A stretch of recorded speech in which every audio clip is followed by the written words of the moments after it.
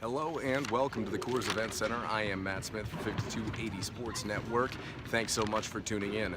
Well, the Colorado basketball team moves to 5-1 on the season after they knock off the Wofford Terriers today, 75-60. In doing so, the Buffs move to 5-1 on the season. A very sloppy game for Colorado. Of course, last night, late night football game, Colorado Buffs clinched the Pac-12 South and, of course, earned their ticket to the Pac-12 championship game next week. A little bit of a hangover today.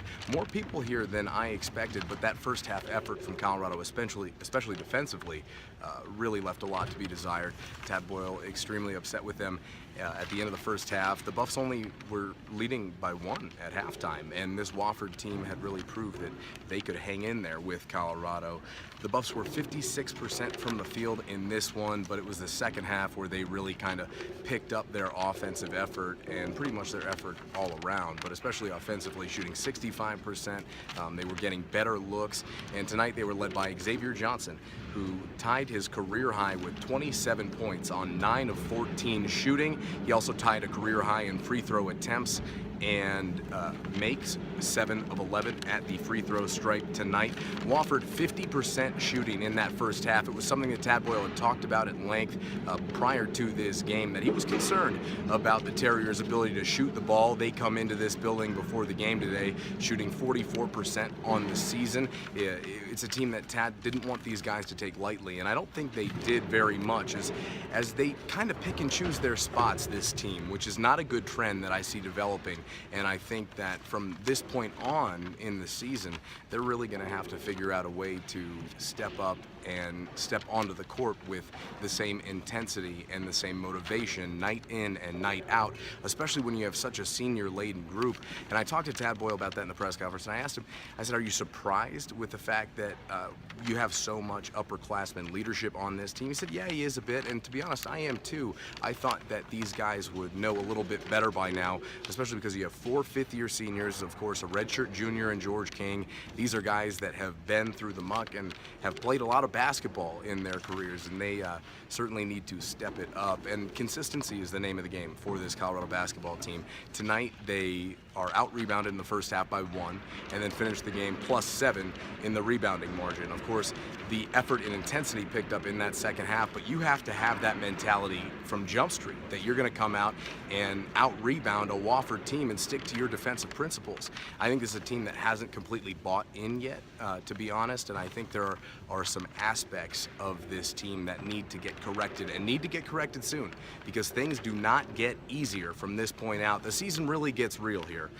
from here on out. Their next 4 are CSU on Wednesday, at Portland, home to Xavier, and then at BYU. You have crucial games in your non-conference schedule coming up in the next few weeks, and you need to get some wins there, because you need some more signature wins in your non-conference, because when you look at this team in March and the resume that they will put together, they need a few of those non-conference wins, and a huge opportunity with Xavier coming in here in a few weeks on the 7th. And the Buffs are going to have to find a way to ratchet it up another notch. Tonight, Derek White, 10 points and 3 steals.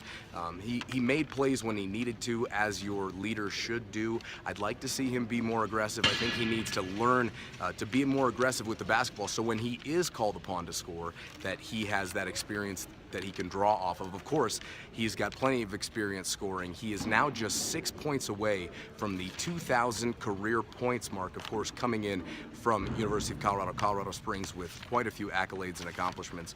But now Derek White, very close to some rare air in 2,000 career points. Wes Gordon tonight, I also thought, played a very nice game. 10 points, 9 rebounds for Wes, but his play this season has been concerning. He's a career 46% shooter, and this season just 35% from the field. He's not finishing in close very well, but tonight I thought was a good step forward in that process for him. Torrey Miller was not able to play tonight. Ankle injury against Texas, and hopefully he will be able to be back for CSU on Wednesday, because that's a team that rebounds the basketball very well. Coach Eustace does a very good job with his guys in that regard, and the Buffs are going to need his size, because Lucas Stewart, the freshman from Brazil, 6'10", stepped in tonight, played all right, certainly needs to continue developing, as do the rest of the freshmen, but it's a situation where I think if you look at Lucas specifically, this is a team that needs help and needs depth in their front court, and he's just not there yet. He's a little bit raw in the post, and I think that's something that Boyle and the staff will definitely get working with him on and try and just improve him day by day, because he could be a big role player if he could step up and start finishing some of those easy bunnies. The bad tonight, George King in that first half and Josh Fortune, 0 points. In the second half, they had 18 points combined, George King finishing with 10 and Fortune finishing with 8. Some late points there for Josh Fortune, but George King averaged 13 rebounds in New York in the Legends Classic, both games with 13 rebounds, and no rebounds tonight. He's got to figure out what it's going to take for him to step onto the floor ready to play every single game, and I think that's a challenge that Tad Boyle's having right now, but George, a very smart kid, and he's determined, and now that the season's really starting to ratchet up here, I do expect to see more of that from him moving forward. The senior leadership really needs to take a step forward here, moving forward throughout the rest of the season. This is a team that I really think needs to assert themselves in this 2016 season. They've got a great chance to do it on Wednesday night against CSU.